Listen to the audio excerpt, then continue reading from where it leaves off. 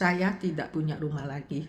Kisah ini mungkin akan membuat kita sadar apa yang selama ini kita anggap sebagai bentuk berbakti yang paling adil. Merawat orang tua secara bergiliran justru bisa menjadi luka paling mendalam bagi mereka di masa tuanya. Kita sering beranggapan membagi waktu perawatan secara rata, misalnya setiap anak menampung orang tua selama 3 bulan adalah solusi yang paling adil. Tidak ada yang dirugikan, tidak ada yang merasa dibebani lebih. Namun baru setelah ayah pergi sang putri tersadar. Mereka telah menghitung hari-hari dengan teliti, menyusun jadwal dengan rapi, namun tanpa sadar mereka justru mendorong ayah mereka ke dalam jurang ketiadaan rumah. Semua berawal ketika ayah terjatuh. Sejak itu tak bisa lepas dari tongkat penyangga. Ingatan ayah juga kian memudar. Panik, para saudara langsung mengadakan rapat keluarga darurat dan menetapkan aturan perawatan bergilir. Malam itu, untuk pertama kalinya ayah mulai mengemas kopernya. Ia terlihat gugup, melipat baju berulang-ulang, membukanya lalu melipatnya lagi. Bibirnya terkunci rapat menjadi satu garis tipis. Saat ditanya apa yang sedang ia cari, ayah hanya mendongak sekilas, lalu menunduk dan berkata, "Tidak ada." Belakangan sang putri baru mengerti sang ayah sedang mencari sesuatu yang sudah tak mungkin lagi ia temukan. Sebuah rumah yang benar-benar miliknya. Selama 3 bulan tinggal di rumah sang putri, ada hal-hal kecil yang tak pernah terlupakan. Ayah tak pernah duduk di sofa ruang tamu, ia hanya duduk setia di atas bangku kecil kayu bawaannya dari rumah lama. Saat disuapi makanan, ia akan berkata, "Terima kasih," dengan sopan, seolah-olah ia adalah tamu. Ketika suami sang putri mengemper lantai, ayah akan segera berdiri dan mengungsi ke kamar, baru keluar setelah lantai kering. Di keheningan malam, suara desah napasnya tertahan sering terdengar. Ia takut bersuara keras, takut mengganggu, takut ketahuan. Selama 90 hari, ia menahan rasa sedih, canggung, dan tidak aman dalam diam. Momen yang paling menghancurkan hati terjadi ketika ayah tinggal di rumah kakak sister. Tiba-tiba ayah menelpon sang putri. Terhubung, hening panjang menyelimuti percakapan. Akhirnya dengan suara bergetar dan pelan, ayah berkata, "Cucu second sister bertanya padaku, 'Kakek, kenapa kamu datang lagi tinggal di rumah kami?'" Setelah mengucapkan kalimat itu, ayah segera menutup telepon. Sejak hari itu, ayah menolak menginjakkan kaki di ruang tamu rumah second sister. Ia mengurung diri di kamar tidur kecilnya yang sempit. Tirai itu tertutup rapat, pintu terkunci, makanan hanya diletakkan di depan pintu. Ia menolak bertemu siapapun. Saat giliran tiba di rumah kakak laki-laki tertua, eldest brother, situasi bahkan lebih menyakitkan. Kakak ipar sensitif terhadap bau tubuh ayah. Ia menyiapkan mangkuk, sendok, handuk, dan sandal khusus untuk ayah. Setiap barang diberi label nama. Setiap label tambahan yang ditampilkan itu ibarat sembilu yang mengiris harga diri ayah.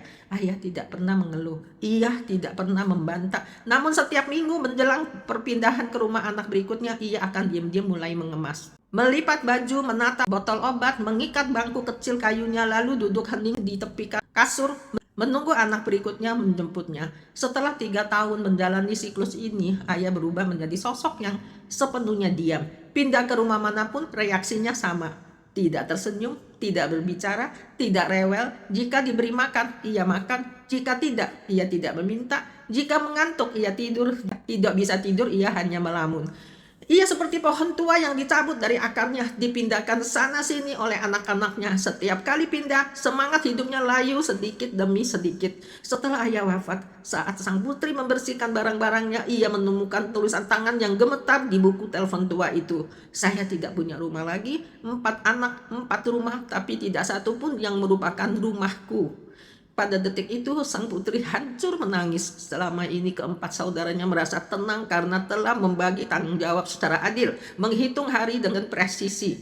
Namun tidak ada satupun dari mereka yang pernah bertanya, "Ayah, ayah ingin tinggal lama di rumah siapa? Ayah suka di mana?" Padahal ayah sudah memberikan isyaratnya. Dulu ayah pernah berkata, "Rumah kakak perempuan tertua atau eldest sister ramai." Ia bisa mendengar teriakan penjual tahu keliling di pinggir jalan. Ia juga pernah bilang, lingkungan di bawah apartemen second sister tenang dan bunga mawar di halamannya indah. Itu adalah cara halus ayah mengatakan ia ingin menetap di satu tempat tanpa perlu terus-menerus berpindah. tanpa harus melihat wajah-wajah yang canggung. Namun semua anak pura-pura tidak mengerti. 10 tahun berlalu, 4 kali pindah setahun, total 4 kali pindah rumah. Seorang kakek berusia 80-an menghabiskan masa tuanya dengan terus-menerus membongkar dan mengepas koper 40 kali. Ia harus beradaptasi dengan dapur baru, kamar tidur baru, dan suasana baru. 40 kali ia harus menelan harga dirinya, menekan emosinya, dan berjalan di atas telur. Kini keempat rumah anak-anaknya masih ada, bunga mawar masih mekar setiap tahun. Teriakan penjual tahu masih ramai di pagi hari, namun kakek yang dulu berbisik lirih tentang keindahan hal-hal kecil itu tak akan pernah kembali. Di sisa hidupnya, sang putri akhirnya memahami satu hal. Di masa tua yang diinginkan orang tua bukanlah pembagian data perawatan yang adil secara matematis, bukan jadwal piket yang tampak setara. Yang mereka butuhkan adalah sebuah pelabuhan, sebuah tempat di mana mereka tidak perlu mengembara. Jangan biarkan kata keadilan menghabiskan sisa hidup orang tua. Jangan biarkan berbakti yang penuh asumsi menjadi penyesalan dan utang budi yang tak terbayar seumur hidup. Perawatan bergilir mungkin menghitung keadilan bagi anak-anak, tetapi melukai akar kehidupan orang tua. Kita sering berpikir orang tua yang sudah lanjut usia itu seperti anak kecil, cukup diberi makan dan tempat tidur, mereka akan baik-baik saja. Tapi mereka bukan anak kecil. Anak-anak memiliki masa depan yang luas untuk membangun rasa memiliki. Bagi orang tua, rasa memiliki itu adalah kesempatan terakhir untuk berakar. Mencabut akarnya setiap 3 bulan, membawanya ke rumah asing menghadapi rutinitas yang berbeda. Mereka butuh akar. Jika Anda tidak bisa memberikan istana, berikanlah setidaknya janji.